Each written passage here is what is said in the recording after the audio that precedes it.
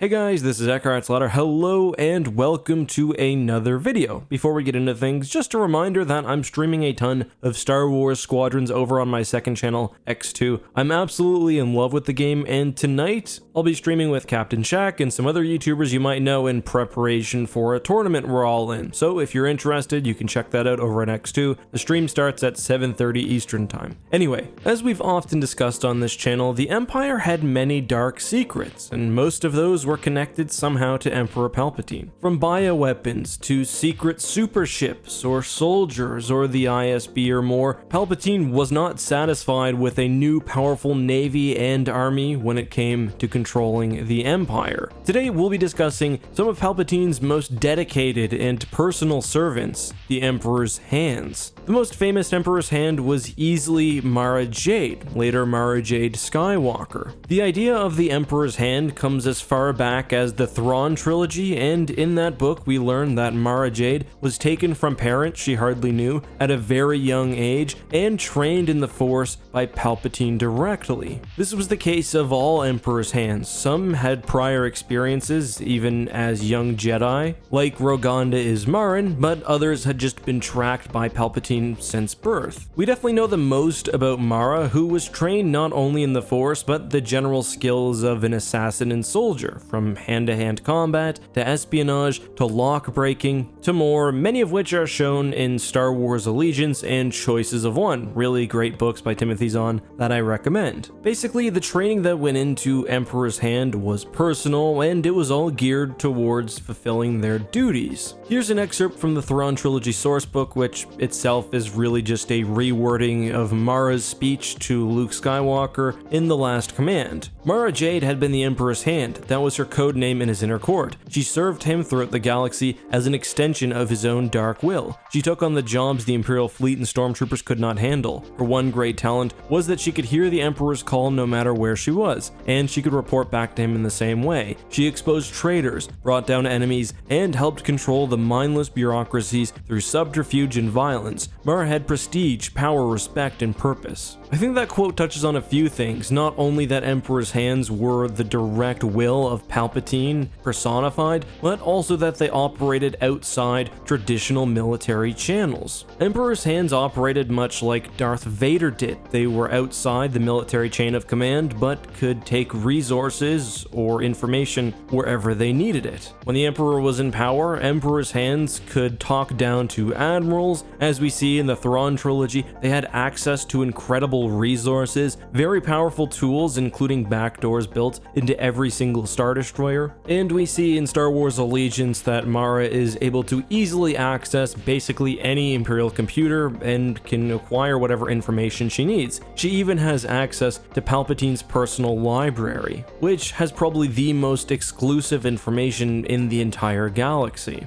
I'd speculate that how each individual hand executes Palpatine's will depends generally on their basic skill set. Mara Jade was incredibly gifted at hand-to-hand combat and espionage, so she was often sent to infiltrate enemies of Palpatine, sometimes even those within the Empire. Allegiance opens up with her basically sussing out corruption from one of the Empire's governors. Well, I'll remind you, she was still just a teenager. I think she's like 18 at that point. As another example, Chronal, otherwise known as Black Hole, was responsible for monitoring the HoloNet and just generally watching over galaxy-wide communications. Merrick Steele was a fighter pilot and served within the Emperor's personal escort. Regardless of the specifics, the key takeaway here is that the Emperor's Hands had incredible training. They were all skilled in the Force. They could, through the Force, hear the Emperor's voice and orders anywhere in the galaxy, and as mentioned, they had access to nearly unlimited resources. Here's one final quote from Allegiance before we move on to the next section. As Emperor's Hand, Mara theoretically had access to any personnel or resources she chose to commandeer. Then, from Heir to the Empire, Mara had other resources to call upon. As Emperor's Hand, she knew about the private backdoor the Emperor had installed in the main computers of every Star Destroyer in the fleet. That is an incredible amount of power. We know that Mara also knew secrets about the Imperial Palace and Coruscant, but more than that, she was within Palpatine's inner circle. Now, she wasn't advertised as the Emperor's Hand, but she was within Palpatine's court. She knew everybody who was was important within the Empire, and that's very similar to Roganda Ismarin. She basically pretended to be within the Emperor's coven, but in reality was another one of his hands. One interesting thing about the Emperor's hands is that Mara, but perhaps all of them, believed that they were the only hands in existence. They believed that Emperor's hand was a title that they alone held. That most likely was because Palpatine required that they dedicate their entire life to him, and that they were seen as executing his will, as I've continually said. But we see Thrawn play on this fact with Mara when he reveals that she was just one of the Emperor's messengers, basically belittling her position and suggesting that there were more than one. In Children of the Jedi, one of the worst Star Wars books, we see Mara's anger when she's reminded that there were other Imperial hands. An article in Star Wars Gamer 5 titled The Empire's Pawns